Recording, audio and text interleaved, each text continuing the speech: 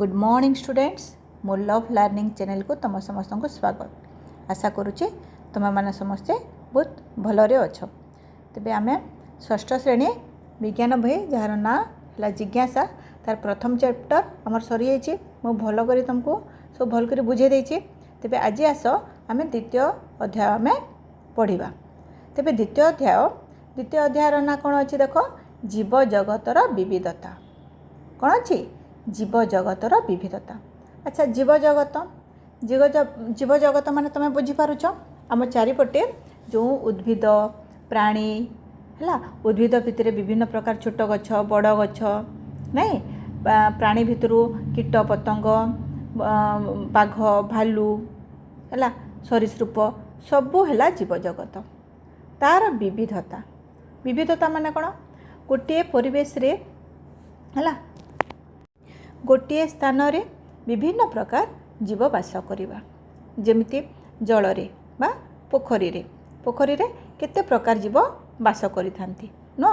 पोखरी किंबा गाड़िया रे हला तुमे कौन पद्म फूल देखिबो, कंकड़ा देखिबो, कईछ देखिबो, गेंडा देखिबो, पद्म फूल देखिबो नै कि माछ, तापरे दल छोट छोट जल रे जो रहउतबा साप नहीं, केते प्रकार माने पोखरी गोटे परिवेश है किंतु सेठारे कौन केते प्रकार जीव बास करिथांती।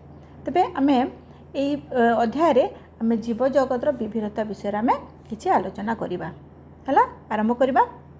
तबे देखो, प्रथमे तमर गोटे श्लोकटे अछि हला।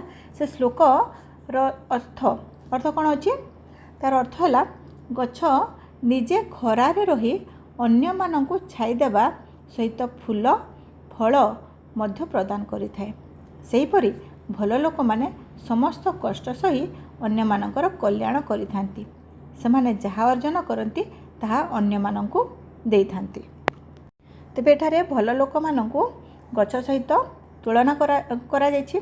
गछ जेपरि कष्ट सही निजे कष्ट सही अन्य मानंकु फल फूल हला सबु देइ थाए, ठीक सेपरि भल लोक माने मध्य निजे कष्ट सही करी अन्य मानकर कल्याण साधन करिथांती हला, एवं से माने जहा अर्जन करिथांती अन्य मानंकु देइथांती हला। पिला माने बुझी पारलो। तेबे आमे चैप्टर टी आरंभ करिबा। गतकालीर वर्षा परे एहा एक सुंदर ताजा सकाळ। विज्ञान शिक्षयित्री सुलेखा दीदी एक रोमांचकर प्रकृति भ्रमण पाई डॉक्टर पंडा और मणिराम दादा को विद्यालय को निमंत्रण करथिले। डॉक्टर पंडा निकटस्थ गवेषणागार जड़े वैज्ञानिक एवं मणिराम दादा स्थानीय अंचल जड़े वयस्क व्यक्ति। मणिराम दादा पक्षी राबर नकल करिबारे धुरंधर। विभिन्न प्रकार उद्भिद और प्राणी को चिन्हट करिबारे मध्य से दक्ष। तेबे कौन होइछि ना, सुरेखा दीदी से पिलामानंकु नै करी तांकर विभिन्न विषय रे पढ़ाइबा पे से कौन करछंती ना, डॉक्टर जड़े वैज्ञानिक को से डॉक्टर पंडा को से गवेषणागार जड़े वैज्ञानिक को डाकिछंती एवं मणिराम दादा को से डाकिछंती हला। एवं से मणिराम दादाटी पक्षी राबर नकल करिवार। अच्छा, पक्षी राब कौन देख, काऊ कौन करे? का का का का करे नहीं, विभिन्न पक्षी विभिन्न प्रकार स्वर करिथांती न कि। तेबे से मणिराम दादा से परि भाबरे तांकर विभिन्न प्रकार से पक्षीर राब को से नकल करिथांती एवं विभिन्न ता सहित से उद्भिद एवं प्राणी को मध्य से चिन्हट करिवार से दक्ष अटंती।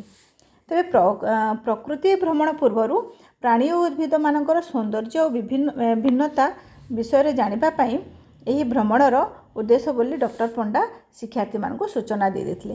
तो डॉक्टर पंडा से आगु ही सूचना दे देथिले जे ए जो भ्रमण से माने जो जाउथिले भ्रमण करिबा पे तार लक्ष्य है विभिन्न प्रकार प्राणी एवं उद्भिद मानकर भिन्नता विषय जानिबा होछि तार लक्ष्य बोली से आगु शिक्षार्थी मानक कहि देथिले। एथिरे जोग देबा पई शिक्षार्थी माने उत्साहित थिले। सेमाने जीवजंतु को विषय रे जानिबाकू एवं तांकोठारु शिखिबा पई उत्सुक थिले। सुलेखा दीदी शिक्षार्थी मानकू खाता कलम और पानी बोतल सांगरे नेबाकू कहिथिले। तेबे सेमाने जेहेतु गोटे भ्रमण पर जाउछंती एवं सेठारे किछि शिखिबा पई जाउछंती तेणु समस्ते खाता कलम एवं पानी बोतल मध्य सांगरे नेथिले। तेबे बुलिबा समय रे सेमानक आखपाखरे थिबा उद्भिद और प्राणी मानक विषय अनुसंधान करुथिले। उद्यान रे थिबा विभिन्न प्रकार बास्ना को लक्ष्य करी और जीवन जंतु को हैरान न करी निरीक्षण करने को डॉक्टर पंडा कहते। तुम मैंने जिते कौन जीव को देख कुकुर किंबा चिड़ियाखाना को जदि भी जाओ जीवजंतु को देखिले कौन कर हाँ केतेटा दुष्ट पिला था से टेका मारती कि क्षति हुअती किंतु एपरी करवा उचित नुहे बुझेगा। तो से डॉक्टर पंडा समस्त को कहते जे विभिन्न प्रकार जीव मानू से देखिए एवं से जदि कौन सी उद्भिद किंबा फूल को से देखि जदि देखिए तार बास्ना है से किपरि बास्ना विभिन्न पत्र एवं फूलर बास्ना थाए तो ता बास्ना को से लक्ष्य करेंगे और जीवजंतु को कौन प्रकार हैरान करेंगे ना बोली डॉक्टर पंडा आगु से कहीदे। मणिराम दादा शिक्षार्थी को विभिन्न उद्भिद और जीवजंतु को निरीक्षण करने सह विभिन्न ध्वनि को ध्यानर सह शुणा कहते। तेबे मणिराम दादा से तो आगु तुम कहला जे मणिराम दादा विभिन्न प्रकार पक्षीर राब को से नकल करि पारंती तेणु से मध्य शिक्षार्थी मान को कहते जे समस्त को कौन से जीवजंतु को निरीक्षण करने सहित तांकर ध्वनि से माने किपरि को जीव को ध्वनि सृष्टि करुछि ताकू मध्य से ध्यान देकरी सुनबा पे समस्त को कहते।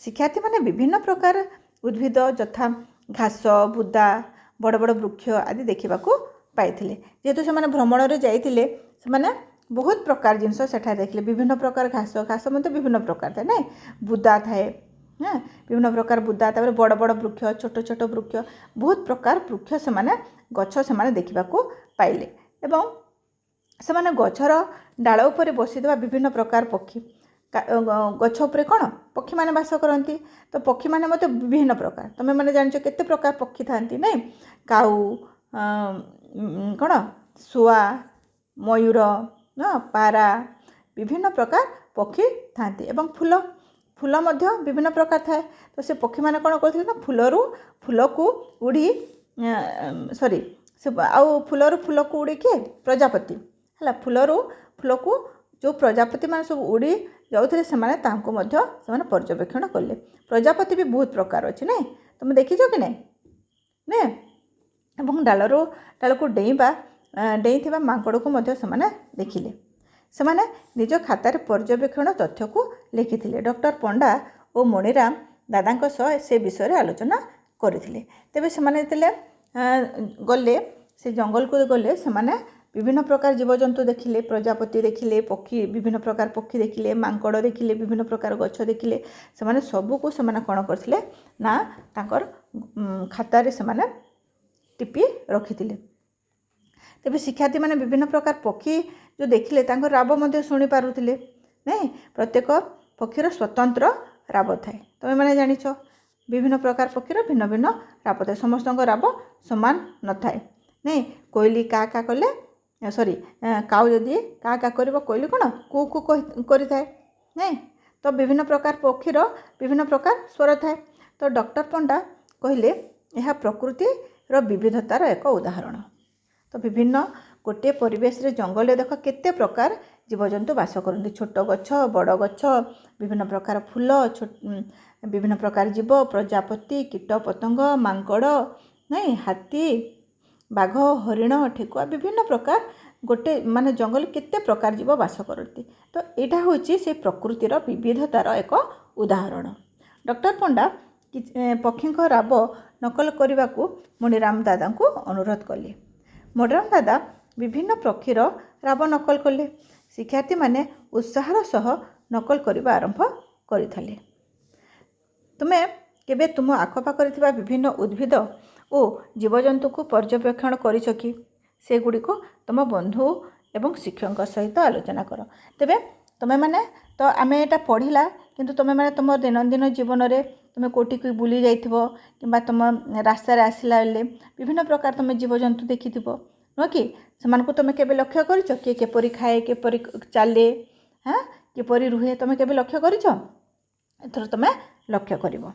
तापर देखो आमे 2.1 को आसीबा। କ'ଣ ଏଠାରେ ଅଛି ଆସ ଜାଣିବା ଓ ଲେଖି ରଖିବା। ଏଥିରେ କ'ଣ ଅଛି ନା ତୁମ ଶିକ୍ଷକଙ୍କ ସହ ପାର୍କ କିମ୍ବା ନିକଟସ୍ଥ ଜଙ୍ଗଲରେ ବୁଲିବା ପାଇଁ ଯୋଜନା କର। ତାପରେ ହେଲା ବୁଲିବା ସମୟରେ ବିଭିନ୍ନ ଉଦ୍ଭିଦ କୀଟପତଙ୍ଗ ପକ୍ଷୀ ଏବଂ ଅନ୍ୟାନ୍ୟ ଜୀବଜନ୍ତୁକୁ ଅନୁଧ୍ୟାନ କର। ପାଣିପାଗର ସ୍ଥିତି ଯଥା ଗରମ ଥଣ୍ଡା ମେଘୁଆ ଇତ୍ୟାଦି ଉପରେ ମଧ୍ୟ ଧ୍ୟାନ ଦିଅ।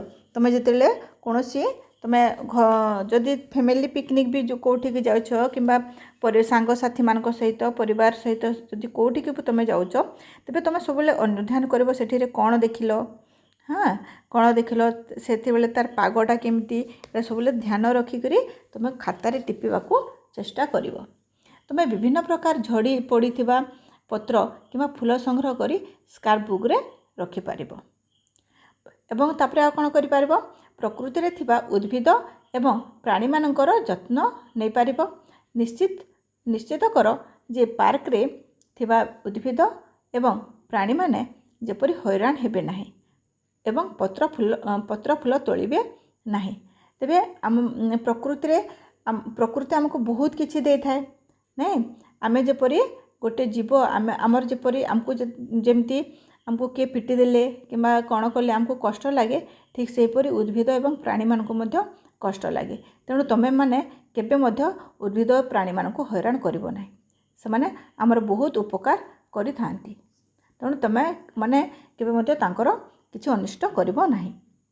ତାପରେ ଦେଖ 2.1ରେ କ'ଣ ଅଛି ଦେଖ, ଡାଳ ପତ୍ର ଫୁଲ ଏବଂ ଉଦ୍ଭିଦର ଅନ୍ୟାନ୍ୟ ଅଂଶର ବୈଶିଷ୍ଟ୍ୟ ଓ ଆକର୍ଷଣୀୟ ତଥ୍ୟ ବିଷୟରେ ତୁମେ ପର୍ଯ୍ୟବେକ୍ଷଣ ଲିପିବଦ୍ଧ କର। ତେବେ ତୁମେ ଯାହା ବି ତୁମେ ଲେଖିବ ତୁମେ 2.1ରେ ଯାହା ଅଛି ତାହା ଲିପିବଦ୍ଧ କରିବ। ଦେଖ ତାପରେ ଆମେ 2.1କୁ ଯିବା। 2.1ରେ କ'ଣ ଅଛି ନା ଉଦ୍ଭିଦର ନାମ ହେଲା। ତାପରେ ଉଦ୍ଭିଦର ନାମ ଅଛି କ'ଣ, ଘାସ। ତାର କାଣ୍ଡଟା କିପରି, ତା କାଣ୍ଡ ହେଲା କୋମଳ ଏବଂ ସରୁ। ଘାସ ଦେଖିଛ କି ନାହିଁ, ଘାସର କାଣ୍ଡ ଅତ୍ୟନ୍ତ କୋମଳ ଏବଂ ସରୁ। ତାର ପତ୍ର କିପରି ଥାଏ, ତାର ପତ୍ର ଥାଏ ଗୋଟିକିଆ ହେଲା। ଗୋଟିକିଆ ପତ୍ର କାଣ୍ଡର ବିଭିନ୍ନ ସ୍ଥାନରୁ ବଢ଼ିଥାଏ। ତୁମେ ଘାସକୁ ଯଦି ଭଲକି ତୁମେ ପର୍ଯ୍ୟବେକ୍ଷଣ କରିବ ତ ଗୋଟିଏ ପଟରେ ଯଦି ଗୋଟିଏ ପତ୍ର ବାହାରିଲା ତା ବିପରୀତ ଦିଗରେ ଆଉ ଗୋଟିଏ ପତ୍ର ବାହାରିଥାଏ। ପୁଣି ଉପରକୁ ଗୋଟିଏ ପଟରେ ଆଉ ଗୋଟିଏ ପତ୍ର ବାହାରିଥାଏ। ଏହିପରି ଭାବରେ ତାର କ'ଣ ହେଇଥାଏ, ପତ୍ର ଗୁଡ଼ିକ ବଢ଼ିଥାଏ। ତାପରେ ଦେଖ କ'ଣ ଅଛି, ତୁଳସୀ। ତୁଳସୀ ଗଛ ସମସ୍ତେ ଦେଖିଛ, ଏହାର କାଣ୍ଡ ଟିକେ ଶକ୍ତ ଅଟେ କିନ୍ତୁ ସରୁ ଅଟେ, ପାତଲା। ତୁଳସୀ ଗଛର କାଣ୍ଡଟା ଟିକେ ଶକ୍ତ ଏବଂ ତାର ସରୁ ପାତଳା ଥାଏ। ତେବେ ଏହାର ପତ୍ର କିପରି ଥାଏ ନା ବିପରୀତ ଦିଗରେ ଏକ ଯୋଡ଼ା ଲେଖାଏଁ ପତ୍ର ବାହାରିଥାଏ ହେଲା। ବିପରୀତ ଦିଗରେ ଏକ ଯୋଡ଼ା ଏକା ସାଙ୍ଗରେ ହେଲା ଗୋଟେ ଯୋଡ଼ା ହେଇକରି ପତ୍ର ବାହାରିଥାଏ। ଏବଂ ଏହାର ଫୁଲର ରଙ୍ଗ ହେଲା କ'ଣ, ବାଇଗଣୀ ରଙ୍ଗ। ତାପରେ ହେଲା ଦେଖ ମନ୍ଦାର ଫୁଲ ଦେଖିଛ ହେଲା। ଏହାର କାଣ୍ଡ ହେଉଛି ଶକ୍ତ ଏବଂ ଏହାର ପତ୍ର କିପରି ଥାଏ, ଏହାର ପତ୍ର ମଧ୍ୟ କ'ଣ ଗୋଟିକିଆ ପତ୍ର ଥାଏ ଏବଂ ବିଭିନ୍ନ ସ୍ଥାନରୁ ତାର ବିପରୀତ ଦିଗରେ ଗୋଟିଏ ପରେ ଗୋଟିଏ ହେଲା ଉପରକୁ ବଢ଼ିଥାଏ ପତ୍ରଟି। ଏବଂ ଏହାର ଫୁଲ କିପରି ଲାଲ ଥାଏ, ହଳଦିଆ ଥାଏ ନାଇଁ, ଆଉ କ'ଣ ଧଳା ଗୋଲାପୀ ଏହିପରି ବିଭିନ୍ନ ରଙ୍ଗର ଥାଏ। ଏବଂ ଏହାର ପତ୍ର କିପରି ଥାଏ, ଏହାର ପତ୍ରଟି କୋମଳ ହେଲା। ଏହାର ପତ୍ରଟି କ'ଣ କୋମଳ ପତ୍ର ଥାଏ। ତାପରେ କ'ଣ ଅଛି ଦେଖ, ନିମ୍ବ। ଏହାର କାଣ୍ଡ କ'ଣ ଅଟେ, ଶକ୍ତ ଥାଏ ଏବଂ ମୋଟା ଥାଏ। ଲିମ୍ବ ଗଛ ଦେଖିଛ କି ନାହିଁ, ଏହା ବହୁତ ବଡ଼ ଗଛ ଥାଏ। ଘାସ ତୁଳସୀ ମନ୍ଦାର ଏସବୁ ଗୋଟାକ ଛୋଟ ଛୋଟ ଗଛ, କିନ୍ତୁ ନିମ୍ବ ଗଛ ଏହା କ'ଣ ଶକ୍ତ ଅଟେ ଏବଂ ମୋଟା ଅଛି, ବଡ଼ ଗଛ ଅଟେ। ଏହା ବିପରୀତ ଦିଗକୁ ଏହାର ପତ୍ର କ'ଣ ହୋଇଥାଏ ନା ବିପରୀତ ଦିଗରେ କ'ଣ ଯୋଡ଼ି ହେଇକରି ହେଲା ହେଇଥାଏ। ଏହାର ଫୁଲଟି କ'ଣ ଧଳା ଏବଂ ଏହାର ପତ୍ର କୋମଳ ପୃଷ୍ଠ ଥିବା ଏବଂ ପତ୍ର ହେଇଥାଏ। ତାପରେ ଆଉ ଆମେ କ'ଣ ଦେଖିପାରୁ, ଅନ୍ୟାନ୍ୟରେ ଆମେ ଗୋଲାପ ଆମେ କହିପାରିବା। ତ ଗୋଲାପର କାଣ୍ଡ କିପରି ଥାଏ, ଶକ୍ତ ଥାଏ ଆଉ କ'ଣ ଏହା ମଧ୍ୟ ତାର ପତ୍ର ଗୁଡ଼ିକ ଚେପ୍ଟା ଥାଏ ତାର ପତ୍ର ଚେପ୍ଟା ଥାଏ।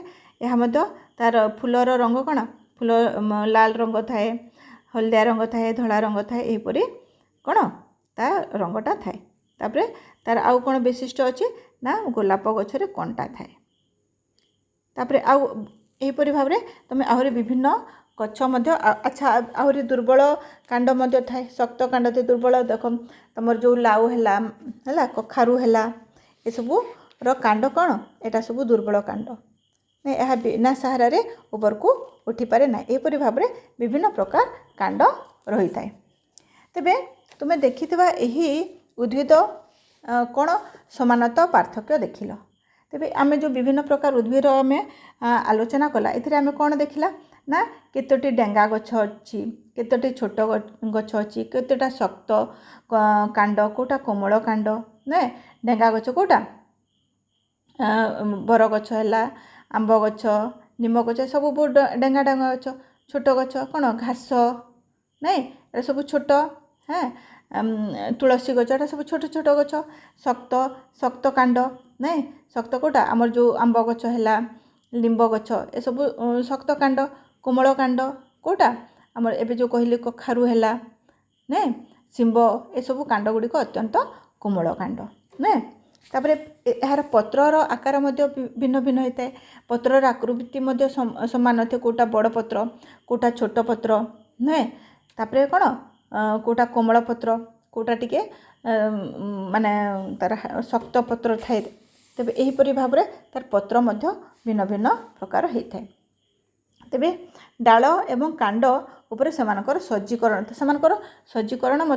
समान न थाए पत्र एवं पत्रर आकृति तार जो समान समान कहारी न थाए कोटा समांतराल शिरा थी कोटा जालक शिरा थाए एपरि भाव में विभिन्न प्रकार तार सज्जीकरण होता है फूल फूलर रंग भी फूलर रंग तो बहुत प्रकार थाए नहीं कोटा लाल थी कोटा धला थी कोटा नील थी कोटा विभिन्न प्रकार हलदिया थाए विभिन्न प्रकार रंग थाए तार आकृति कोटा छोट कोटा बड़ नहीं एवं तार बास्ना सुगंध नहीं से पत्र से फूल मानकर बास्ना भिन्न भिन्न मल्ली फूल देखिछ केते बढ़िया बास्ना दिए मल्ली फूलर भिन्न बास्ना थाए गोलाप फूलर भिन्न बास्ना थाए तेबे से फूल मानकर सुगंधरे भिन्नता आसी थाए तेबे बुलिबा समय किंबा तुम पूर्व अनुभूति तुम देखिथिबा प्राणी मानकर एक तालिका प्रस्तुत कर तेबे तुम जो आमे विभिन्न प्रकार जीव तुम देखिच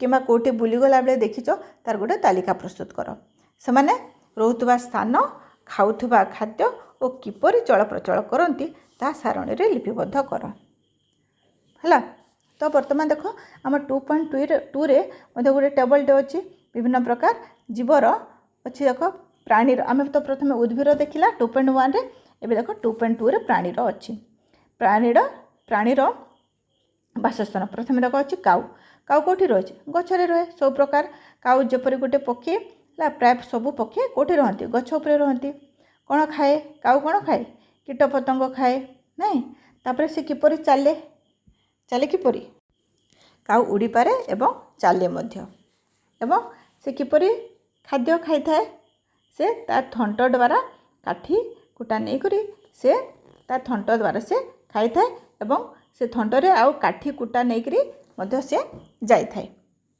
तापर कौन अच्छे नेक्स्ट देख पिंपुड़ी पिंपुड़ी कौटी रहे माटी एवं गातरे रहे कौन से खाए पिंपुड़ी कौन खाए विभिन्न प्रकार खाद्य शस्य खाए कीट पतंग खाए नहीं मिठा खाए विभिन्न प्रकार खाद्य खाए पत्र खाए मंजी खाए कीट पतंग यहपरी से खाद्य खाई थाए तेबे से कौन किपरि चली थाए है ता गोड़ द्वारा से चली थाए तार केतोटी गोड़ थाए 6टी गोड़ थाए है तापर है देख गाई गाई कौटी रहे माटी उपरे रहे न गाई गोटे आमर माटी रे रुहे कौन खाए घास पत्र खाई थाए एवं गाई कौन उड़े भाई उड़े कि ना से चले माटी उपरे से चले तेबे तार आउ कौन तार वैशिष्ट्य कौन अच्छी गाईर कौन तार 2टी सिंग थाए है तेबे अन्यान्य रे आमे कौन कर मांकड़ मांकड़ गोटे नहीं पार मांकड़ कौटी रहे ना गछ उपरे रहे कौन खाए फल खाए पत्र खाए पनीपरिया खाए नहीं तापरे चलनशैली कौन से चलवा सहित से डिया मध्य मारी थाए एवं तार वैशिष्ट्य कौन तार लंबा लांगुड़ थाए नो तार वैशिष्ट्य है तार लंबा लांगुड़। तेबे तुम सारणी 2.2 रे देखुवा और लिखि रखि प्राणी मानक मध्य क्यों समानता और पार्थक्य रही। तेबे आम जो एत गुड़े प्राणीर आम आलोचना कला से केतेटी कौन अच्छी ना समानता किसी सामंजस्य मध्य अच्छी आ किसी पार्थक्य मध्य अच्छी। आम जी प्राणी आम डिस्कस कला कौन काऊ पिंपुड़ी है काऊ उड़े किंतु पिंपुड़ी उड़ी पारे कि उड़ी पारे ना तेणु काऊ एवं पिंपुड़ी मध्य से पार्थक्य रहिला नुह कि तो केतेक जीव मांस खाती केतेक जीव मांसाशी नुहे से माने कौन तृणभोजी प्राणी तो सेटा सेमानक मध्य पार्थक्य रहिला जो माने तृणभोजी सेमानकर मध्य किछि समानता रहिला।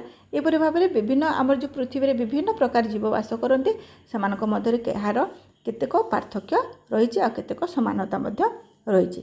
तेबे केतेक प्राणी भूमि रे रहंती भूमि रे को प्राणी रहिले गाई ना गाई कुकुर छेली एम सब भूमि रे रहंती आ केतेक भूमि तले माटी तले रहंती कौन साप जिया बेंग नुह कि एम सब कौटी रहती माटी तले रहंती कौटा केतोटी जीव गछरे रहंती किए पक्षी माने सबू मांकड़ एम सब कौटी रहंती गछ उपरे रहंती पक्षी माने मध्य गछ उपरे बास करती। पानी रे किए रहे माछ पानी रे रहे बेंग है बेंग भली किछि प्राणी कौटी माने स्थल रे भी रहंती और जल रे भी रहती एमान को उभयचर प्राणी कह जाए। जो जो जो जीव जल रे मध्य बास करिथाए एवं स्थल रे मध्य बास करिथाए ताको कोन कह जाए उभयचर प्राणी बोली कह जाए। तेबे कोन हेबो बेंग हेबो है कईछ हेबो एमान सब उभयचर प्राणी माने मध्य विभिन्न प्रकार खाद्य खाती और सेमानकर चलन गति मध्य भिन्न भिन्न होता है। को जीव डिया मारे है किए माटी उपरे चले बुझेगा कि ना किए माटी कौन से साप जपरी साप जिया मैंने किपरि हाँ मैंने सरीसृप भूईर पूरा एकदम कौन माने ये गुरुंडी गुरुंडी की चली था तो सेमानकर चलन गति मध्य भिन्न भिन्न होता है। तो तुम खातार तुम्हें देखि उद्भिद और प्राणी मानकर चित्र कर एवं विभिन्न गछर फूल पत्र और पक्षी पर नहीं स्क्रैप बुक रे प्रस्तुत कर एवं तुम्हें सेमानक विषय संग्रह करथिबा सब विवरणी मध्य लिखिबो हला बुझेला। तबे विद्यालय को आसी जिबा आसीबा समय रे निज चतुपार्श्व रे थिबा विभिन्न प्रकार उद्भिद और प्राणी को लक्ष्य कर। 2.1 एवं 2.2 रे थिबा तुम तालिका भुक्त करि नथिबा कोनोसी उद्भिद प्राणी को नाम सारणी पूरण कर। तो 2.1 एवं 2.2 व्यतीत जो आम प्राणी एवं उद्भिद केतेटा अंश आम डिस्कस कला तुम आउ मध्य अन्य जीव मानकर कथा मध्य सेठारे लिखिबो। आस चिंता करी आउ चित्र करवा। अच्छा तुम्हें एटा कौन 30 सेकेंड तुम आखि बंद कर एवं गोटे उद्भिद और गोटे प्राणी विषय रे चिंता कर जहाँ तुम्हें अति निकटरू देखुच एवं बहुत पसंद करुच। वर्तमान तुम्हें समस्ते ता कलापटारे है तुम्हें भावुवा उद्भिद और प्राणी मानकर चित्र मध्य अंकन करि पारिबो। विभिन्न उद्भिद और प्राणी मानकर चित्र देखि तुम्हें कौन लक्ष्य करुछ जे तुम्हें कहब। तेबे यही आमे यही जो आमे डिस्कस कला एथिरे आमे कौन जानिला ना एक निर्दिष्ट स्थान रे देखा जाउथबा उद्भिद और प्राणी को विविधता सही अंचलर जैव विविधता को बुझाए जाए। तेबे एठारे आसला कौन जैव विविधता। तो जैव विविधताटा कौन जैव विविधता है गोटे परिवेश रे बा गोटे स्थान रे विभिन्न प्रकार विभिन्न प्रकृतिर विभिन्न गुणर जीव बास करती है प्राणी एवं उद्भिद उभय बास करती।